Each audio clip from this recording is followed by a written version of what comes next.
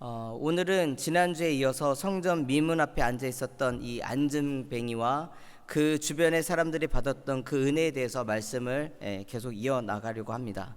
이 사도행전 3장을 보면 이 나와 있는 안진뱅이는 나면서부터 걷지 못해 평생을 성전 문 앞에서 구걸하는 인생이었었다라고 나와 있습니다. 그리고 4장 22절에 그의 나이가 40이 넘었다. 그러니까 40이라고 하는 나이, 그 숫자보다도 중요한 거는 그 인생 전체를 거쳐서 한 번도 그의 삶의 운명이 바뀔 만한 것들을 경험해 본 적이 없는, 그렇게 살아왔고 그렇게 죽을 것이 운명되어진 사람이었었다라는 것을 지난주에 말씀드렸습니다. 그런데 그럼에도 불구하고 그의 인생이 매여 와서 구걸하고 매여 들쳐서 다시 집으로 돌아가는 이러한 반복된 인생을 사는 인생이지만, 그러나 그 어느 날 예수를 만나는 날에 변화가 일어났다라는 거죠. 그날 예수 그리스도의 그 이름을 믿는 그날 그는 일어났고 걸었고 뛰었고 찬양했습니다. 어떠한 만남이 이렇게 인생을 180도 바꿀 수 있을까? 예수 아니고서는 우리의 인생에 이러한 변화를 줄 수 있는 능력의 이름은 없습니다. 근데 저는 이 3장, 예전에는 그냥 3장 이렇게 읽어갔는데 올해는 참 3장 읽으면서 많은 생각과 은혜를 누렸는데 좀 충격받은 여러 가지 포인트가 있는데 10절 말씀에서 저는 충격받았어요. 뭐냐면 3장 10절 오늘 읽지 않았지만, 그가 본래 성전 미문에 앉아 구걸하던 사람인 줄 알고 그에게 일어난 일로 인하여 심히 놀랍게 여기며 놀라니라. 제가 이 본문 말씀을 읽고 놀란 이유는 다른 것이 아니라 예수님께서도 수많은 사람들을 고치셨습니다. 안진뱅이를 일으키셨고 보지 못하는 사람을 보게끔 하였습니다. 근데 그런 일이 있을 때 주변에 있는 사람들이 기뻐하며 하나님께 영광을 돌렸다라고 하는 문장들이 등장을 합니다. 그런데 성전에서, 성전 밖이 아닙니다. 성전 안이에요. 본문은 안에 들어와서 기뻐 뛰는 걸 보면 사람들이 놀랐으니까, 성전 안에 있는 사람들이 지금 늘 매일의 삶 속에서 성전 문에서 구걸하던 사람이 일어났고 걷고 뛰고 찬양하는 모습을 보고 뭡니까? 기뻐하며 하나님께 놀라더라라고 한 표현이 없다라는 거예요. 저는 그게 놀랐어요. 저는 하나님의 이름으로 모여있고 하나님의 백성이라고 하고 하나님께 예배를 드리고 있지만 정작 그들의 반응은 헬라 표정으로 말하면 놀람과 경악입니다. 경악. 어떻게 이런 일이 있을 수 있어? 이게 제정신이 아닌 상태가 놀람인 거고요. 그 다음에 어안이 벙벙한 상태가, 여기 놀라고 놀라다 뒤에가 이제 헬라어로 에스타시스인데요. 정신 차리지 못한다라는 거예요. 정신 차리지 못한다. 야, 하나님이 크신 일을 이루셨다라고 찬양하느라고 놀라서 정신 차리지 못하는 것이 아니라 어떻게 저런 일이 일어날 수가 있는가? 그 말인즉슨 뭐예요? 쟤는 성전 문 앞에 앉아서 구걸하는 게 맞는데 라고 하는 전제가 있다. 또 놀란 부분이 있어요. 어떤 겁니까? 좀 설교 강단에서 말하기는 좀 저렴하지만 저들이 어떻게 저런 능력이 있을까? 이게 아니라 저것들이 어떻게 저런 능력이 있어서 안진뱅이를 일으킬 수 있단 말인가? 예수를 믿는 사람들을 무시하고요, 조롱하고요, 그리고 예수라고 하는 그 이름이 무가치하게 만들려고 하는 사람들이 성전 안에 있습니다. 오늘 본문에 나오는 대제사장들과 종교 지도자들과 수많은 관료들, 수많은 지도자들, 저 한 사람이 일어나고 걷고 뛰는 것이 기쁜 것이 아니라 예수의 이름으로 그가 걷고 일어나고 뛰고 찬양하는 것이 못마땅해 하는 사람들, 이게 성전 안에서 이루어질 수 있는 일인가? 저 역시도 놀라고 경악스러움을 좀 느꼈습니다. 왜 그랬을까? 왜 사람들은 이 한 사람의 회복을 진심으로 기뻐하지 않고 의아해하고 놀라고 경악스러워하고 혼란스러워했을까? 저는 이게 인간의 본성이라고 생각이 듭니다. 사람들은 이 거지를요, 매일에 보진 않았겠지만 성전을 자주 오가는 모든 사람들은 40년 동안 이 거지가 여기 있다는 걸 너무나도 잘 알고 있습니다. 고정된 자리에 있었고 고정된 모습으로 있었고 고정되게 손을 내미는 그런 모습으로 자기보다 낮은 위치에 있는 사람이었습니다. 그런데 그가 일어나자 걷자 뛰자 고정관념이 무너진 겁니다. 그 고정관념이 무너진 게 뭐가 그렇게 중요합니까? 야, 저 사람이 내가 평상시에 저 영혼이 잘 되기를 바랬다라고 하면 기뻐했을 겁니다.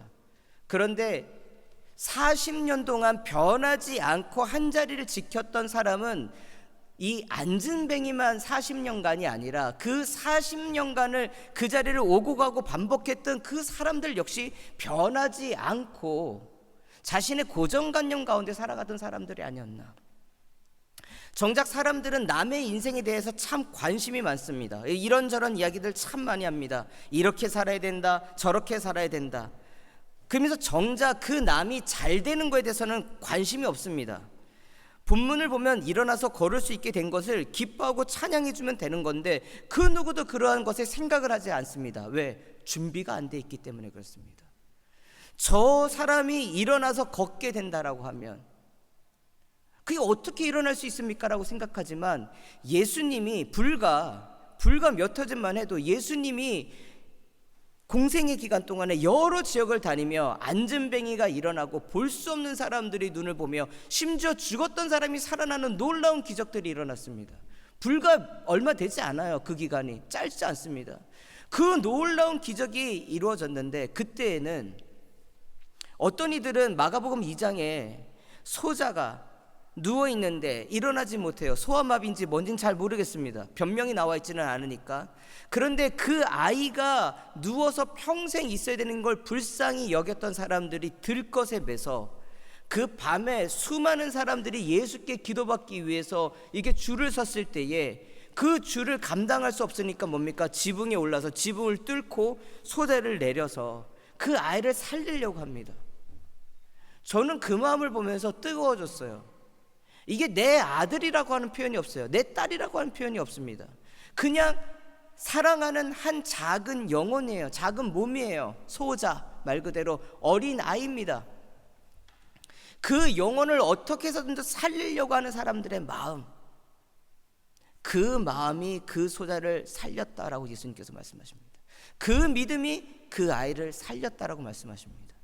그런데 40년간 구걸하던 이 영혼을 위하여 그 누구도 주님의 성전을 오고 가는 사람들 중에 그 영혼이 잘됨을 위하여 준비된 사람이 없었다라는 것.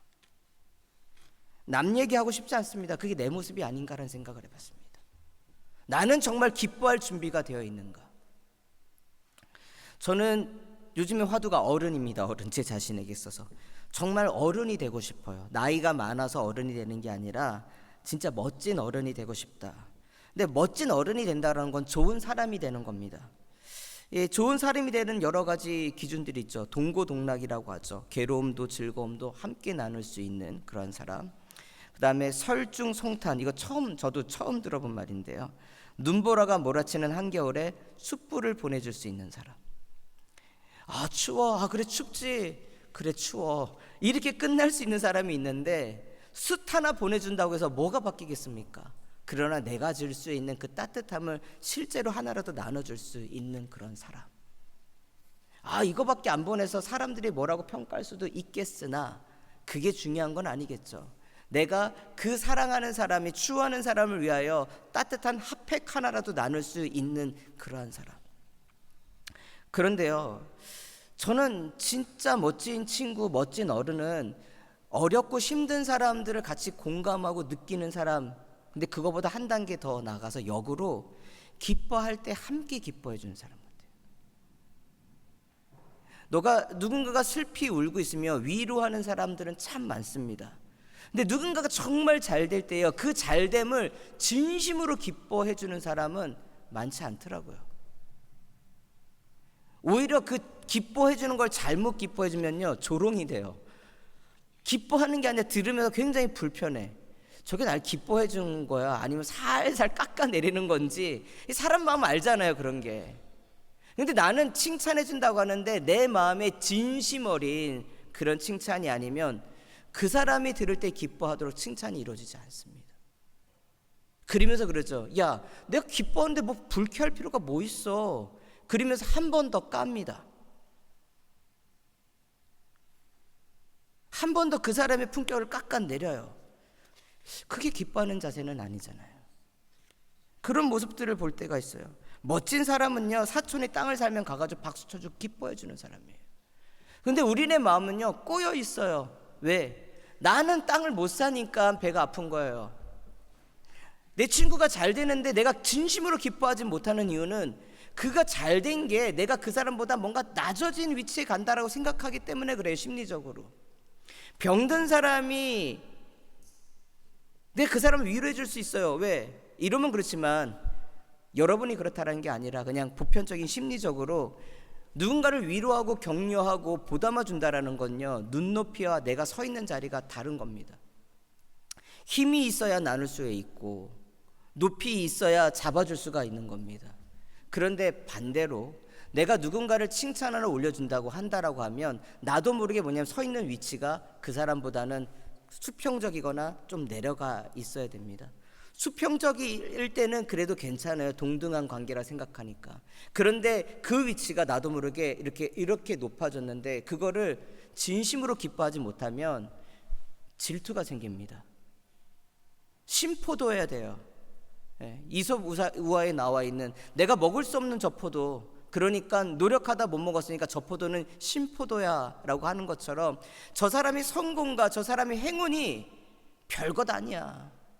아니면 제가 운이 좋았어. 아니면 제가 뭐가 그런데 말해서 뭔가 안 돼야 될 이유들을 자꾸 갖다 붙입니다.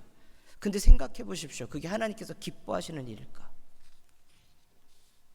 사람의 본능 따라 살아가려고 우리가 예수 그리스도를 알게 되고 믿는 것이 아니라 그 본능에 역행해서 하나님이 기뻐하시고 선하신 것을 따라가기 위하여 예수는 무엇을 원했는가, 어떻게 사셨는가, 우리에게 어떤 것을 요구했는가를 듣는 겁니다. 근데 듣는 거, 아는 것이 아니다라는 거예요. 알고 있는 것을 행하는 겁니다. 성전 안에 있는 수많은 사람들 하나님을 알고 있고 하나님께 예배드리기 위해서 모여 있습니다. 그러나 정작 한 영혼이 주님 앞에 회복될 때에 그 기뻐함을 하지 못하는 공동체는 어떤 공동체인가? 오직 자기 자랑이나 질투를 내려놓고 그런 질투 그 가운데에 살아가고 경쟁하는 그러한 삶. 그래서 진심 어린 박수도 아니라 그냥 겉은 웃지만 내 속은 그냥 질투로 꽉 차 있는 그런 모습들. 아니면 제가 아까 저것들이라고 하는 거는 베드로와 요한을 말합니다. 안나스라든가 수많은 종교 지도자들에게는 기적을 일으킬 수 있는 능력이 없습니다. 그런데 자기들이 무시하는 베드로와 요한이 자신들이 죽인 예수의 제자들이 그러한 권능을 베푼다. 그 권능은 누구만이 베풀 수 있습니까? 하나님의 선지자들만이 베풀 수가 있습니다. 이건 역설적인 거예요. 자기들은 아무런 능력이 없는데 자기들이 죽인 예수, 그의 제자들이 그 죽은 스승의 이름으로 권능을 베풀었더니 일어났고 걷고 뛴다라는 거예요. 근데 죽은 자가 아니라 살아났다라는 거예요. 그들이 믿는 예수는. 베드로와 요한은요, 구걸하는 거지를 안타까움으로 본 것이 아니라 그래서 위로해야 되겠다가 아니에요. 내게 은과 금은 없어요. 그에게 필요한 것은 은과 금이에요. 그런데 은과 금은 필요 없고 그가 주님 안에서 일어나고 걷고 뛰고 성전 문 바깥에서 있는 존재가 아니라 성전 문 안에 들어가서 하나님께 온전히 예배드리는 변화된 새로운 영혼, 그 꿈꾸는 마음 가운데 하나님의 은혜를 주신다는 거예요. 내 주변에 사랑하는 사람들에게 예수를 증거하고 예수를 통하여 하나님의 놀라운 기적들을 너의 삶 가운데서 이루기를 원한다라고 할 때에 우리는 그냥 전문적으로 예수 전해야지, 증거해야지, 그렇게 해서도 양적으로 클 수가 있습니다. 그런데 그 양적으로 큰 데에 예수의 생명이 없으면 오늘 한 영혼이 하나님이 주신 그 기적 가운데에 새로운 삶을 살게 됐어도 기뻐하지 못하는 것이 모습입니다. 예수의 이름은 생명이 있습니다. 근데 이 생명에는 우리가 바이오라고 하는 그런 표현이 있고 헬라어는 조에라고 하는 표현이 있습니다. 똑같은 생명인데요, 달라요. 여기 없어요. 어떤 거냐면 생명, 우리가 그냥 살아있는 생명이에요. 근데 조에는요, 생명의 근원이 되는 생명이에요. 살릴 수 있는 생명. 예수님께서 우리에게 오셔서 주신 그 생명은 우리가 살아가는 생명이 아니에요. 생명을 살릴 수 있는 근원이 되시는 거예요. 그러니까 예수의 이름이라고 하는 것은 그냥 단순한 이름이 아니라 죽은 것을 살릴 수 있는 생명의 본질이라는 거예요. 여러분들이 살아있으나 예수를 알기 전에 죽은 영혼이잖아요. 꼭 내가 죽어야지만 죽은 것이 아니라 하나님을 알지 못하면 우리의 영혼이라고 하는 것은 살았으나 죽은 영혼이에요. 그런데 살아있는, 우리가 호흡이 있는 우리가 예수가 하나님의 아들이시며 구원자시며 다시 오실 만왕의 왕이다라는 그 모든 단순한 한 문장이지만 그 한 문장에 담겨있는 복음의 놀라운 진리를 믿고 알고 살고 전하게 됐을 때 어떻게 됩니까? 우리는 내 생명으로 살린 게 아니라 죽은 영혼을 살리셔서 새로운 뉴본을 하게 하신, 리본이죠, 새롭게 하게 하신 그 생명 조회로 살아가는 거예요. 우리는 그 조회를 전하는 사람들이라는 거예요. 교회가 즐겁고 기쁘고 화목하고 막 그게 너무 좋아요. 근데 제가 살아오면서 저는 이제 교육부에 많이 있었잖아요. 돌아보면 애들하고 즐겁게 지내고 즐겁게 지내면서 복음을 알게끔 해주고 이런 것들은 많이 생각했어요. 그런데 돌아보면 최근에 몇 년에 제가 그 과거에 그 아이들의 얼굴을 떠올리면서 후회하고 그 아이들에서 미안한 거는 뭐냐면요, 예수의 이름을 정말 강하게 전하지 못했다라는 거예요. 안전한 게 아니라 강하게 전하지 못했어요. 제대로 전하지 못했어요. 저는 와가지고 교회에 와서 즐겁고 찬양하고 막 이렇게 있으면 그러다가 어느 순간 알아가고 깨닫게 되고, 물론 그렇게 되는 사람도 있지만 더 본질적인 것은 생명의 근원 대신 예수의 이름을 믿으면 바뀐다라고 하는 사실, 뭐 어떤 논리를 설명해야 될지 모르겠지만 이걸 진심으로 믿고, 그 과거에 믿었던 것도 믿는 거지만 지금은 더 진심으로 믿고 더 진심으로 전하고자 하는 그 마음. 근데 그때는 그 마음이 지금과 같은 마음은 아닌 거예요. 몰랐기 때문에, 좀 몰랐기 때문에 그랬다고 생각해요. 근데 똑같은 나이대에 저는 지금의 이제 50대지만 이제 50에 들어왔지만 지금의 30대 40대 청소년 사역들을 하고 있는 제 젊은 후배들을 보면은요, 헛떡 장사 하면서도요 예수의 복음을 뜨겁게 전하는 후배들이 있어요. 대단하다. 걔네들은 어디서 그렇게 받아서 그랬을까? 우리 안에 많은 사람들이 모여 있는 게 중요한 것이 아니라 전할 이름 예수 그리스도가 없으면 우리는 기뻐하고 찬양해야 될 그 순간에도 놀라고 흔들릴 뿐입니다.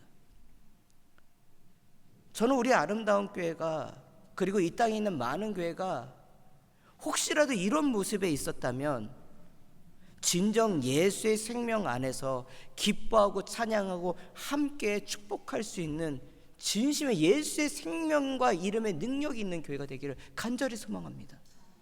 여러분, 그걸 꿈꿔야 돼요. 그걸 꿈꿔야 돼요.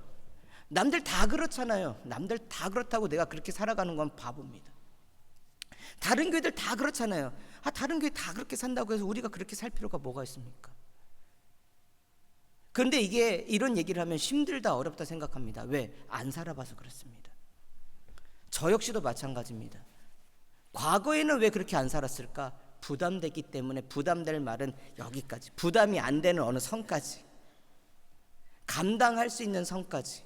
근데 우리가 그걸 감당할 필요가 없다라는 거예요. 믿는다라고 하면 믿는 그대로 전하면 되죠. 베드로와 요한은 그런 사람들이었습니다. 믿는 것을 그대로 전했습니다.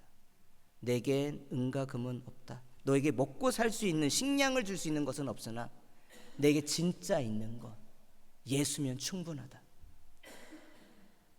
내 삶이 바뀌는 것, 그게 회개입니다.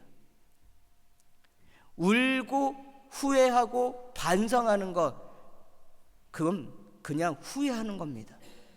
진정한 회개는 왜 우리가 우냐면 내가 하나님 앞에 죄인인 걸 깨달았기 때문에 우는 거지, 그것 외에는 회개는요, 내가 잘못 살았구나 터닝하는 게 회개입니다. 베드로와 요한부터 먼저 얘기하겠습니다. 베드로와 요한은 옛날엔 이런 믿음이 없는 사람들이었습니다. 예수님이 살아계실 때에는 이런 믿음이 없었던 사람들입니다. 예수님이 죽었고 부활하셨고 하늘로 승천하시고 난 다음에 오순절 다락방에서 기도하고 성령 충만함을 받고 그들이 말씀을 전할 때, 예수 이름을 증거할 때 5,000명씩 3,000명씩 막 변화되는 놀라운 사건들을 경험하게 되고, 예수 이름의 능력이 있구나라는 것을 진짜 체험하고 난 다음에 전합니다. 일어나라. 근데 여기서 주목할 것이 있어요. 베드로가 어떻게 했냐면은 일어나 걸으라 말하고 그냥 지켜본 것이 아니라 손을 내밀어서 그 앉은 뱅이 손을 붙잡고 일으켜 세워줍니다. 여러분, 믿는다라고 했을 때요, 이것도 우리가 한번 도전을 해봤으면 좋겠는데, 일어나 걸어 뭐 이렇게 말만 하고 지켜만 보고 있으면 이거 믿는 거 아닌 것 같아요. 말하는 건 쉬워요. 옳은 말하는 건 쉽습니다. 그런데 말하는 내가 정말 믿고 있느냐라는 거야. 겉으로 흉내내는 사람들 많아요. 겉으로 흉내내는 사람. 일어나 걸어, 일어나 걸으는데 왜 못 걸어? 왜 믿지 못하는 거야? 그런데 그게 아니라 진짜 믿는다라고 하면 믿기 때문에 손을 잡아내는 거예요. 왜? 그 사람이 일어날 거라고 믿기 때문에 손을 내밀어 주는 거예요. 잡고 일으켜 세워주는 거예요. 도와주는 거예요. 이거 믿음이 없어서 가는 게 아니라 믿음이 있는 사람이 손을 내밀 수가 있습니다. 저 사람이 일어날 거다. 이거는 전하는 우리의 마음이어야 돼요. 기도를 하면서 두려워하지 말라고 하는 이유는 그겁니다. 될까? 이게 이루어질까? 이거 한다고 뭐가 될까? 여러 가지 걱정과 근심이 있고요.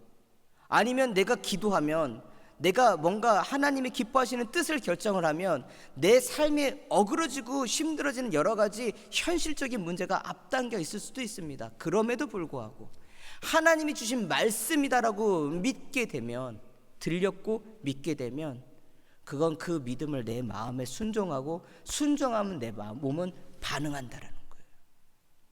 손을 내밀어 주지 않으면 이 사람도 결단하는 데 시간이 걸렸을 거예요.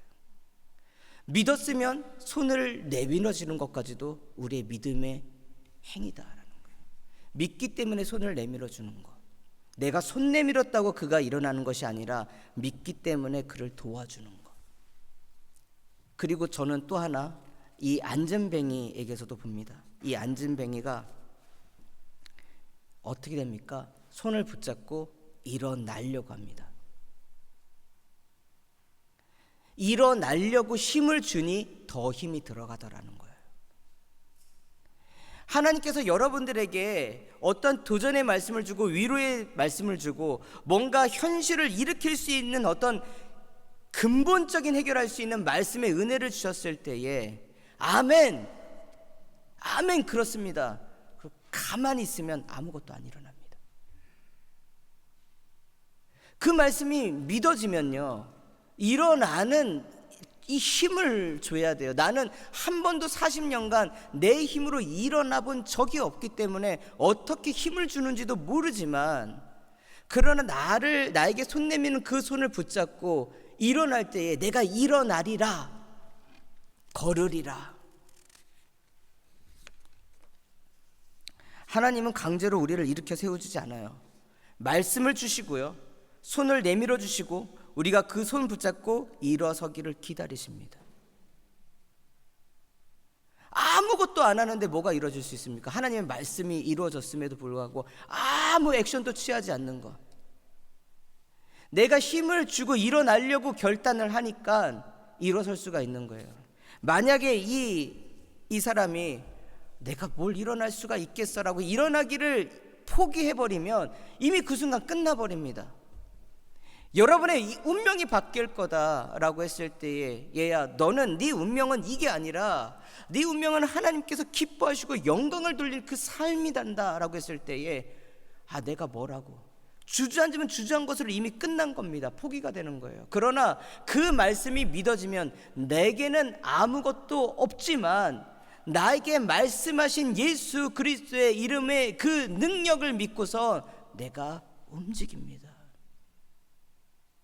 뇌과학자들이 이런 말을 합니다. 사람이 자신의 의지로 무엇을 한다라고 하지만 사실은 인간은 초월적인 어떠한 존재의 힘을 의지해야지만 바뀔 수 있다라고. 뭔가 초월적인 밖의 힘을 의지하지 않고서는 내만으로는요 한계가 뚜렷하기 때문에 반복된 삶을 살 수밖에 없다라는 거예요. 그리고 그 반복된 삶은요 작아지겠죠. 에너지가 있을 땐 크지만 사람의 에너지는 줄어드니까. 중독자들이 어떻게 그 중독을 극복할 수 있습니까? 강력한 의지로요.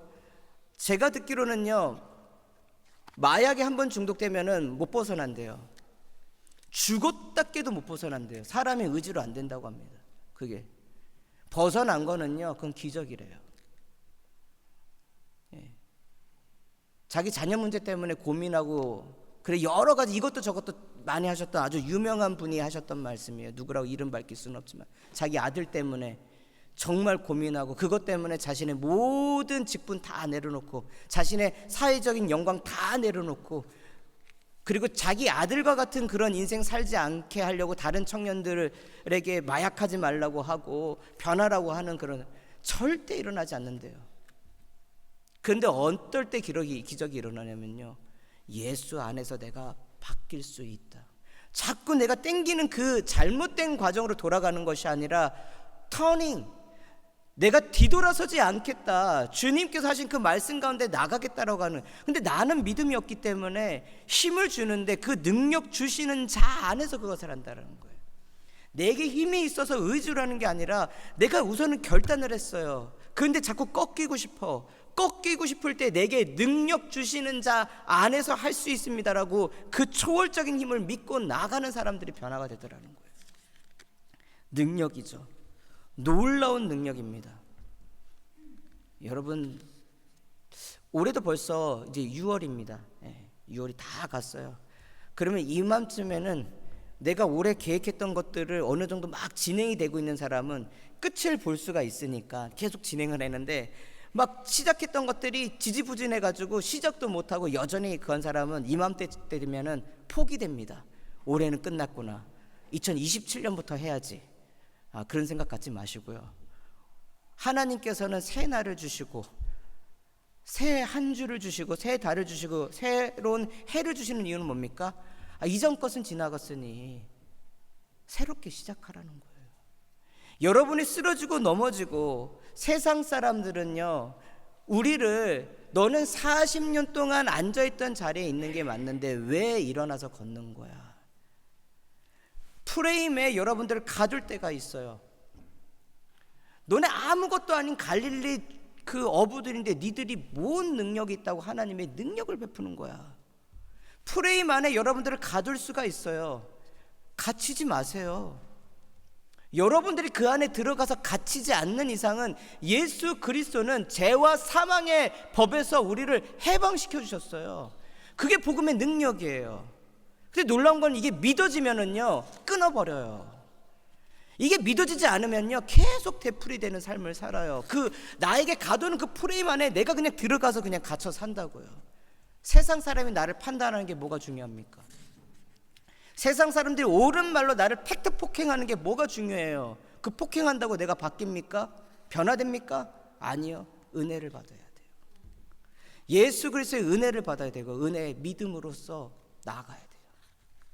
들렸는데 내가 반응하지 못하면 일으킬 수 있는 것들이 없어요. 예수님께서도 기적을 베푸시지만 어느 동네에 가면은 아무런 기적이 일어나지 않는 거예요. 왜? 믿음이 없으니까. 요한복음 5장에도요 예수님께서 베데스다 못에서 38년간 거기서 앉아 있었던 안진뱅이가 있었습니다. 그 안진뱅이를 어떻게 하시는가? 일어나 걸으라고 말씀하십니다. 38년간. 40년간이 아니라 그는 몇 살인지를 몰라요. 근데 38년간 그 베데스다 못에 그냥 있었습니다. 근데 뭡니까? 그 사람이 일어날 믿음이 있어야지 가능한 거예요. 일어나 나 걸을 수가 없는데, 아무도 나를 이끌어주지 않는데요. 저 못이 동할 때에 거기 들어가야지 고침받을 수 있는데 아무도 나를 도와주는 사람이 없어서 38년 동안 내가 이 자리에 있습니다. 그게 나의 한계예요. 그러나 예수님께서 말씀하십니다. 그 한계를 넘어서서 아버지의 말씀이 있는 곳에 들릴 때 일어나 걸으라. 그 말씀에 믿음으로 반응할 때에 그가 일어났습니다. 사도행전의 바울도 마찬가지입니다. 가서 안증뱅이를 고칠 때 뭡니까? 그의 믿음을 보고 그의 믿음을 보고.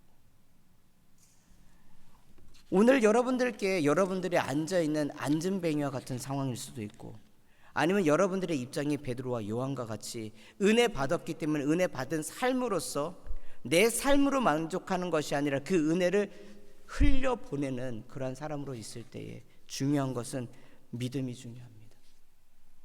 예수 그리스도를 믿음으로 그 믿고 난 이후에는 뒤돌아보지 않는 삶을 살아야 됩니다.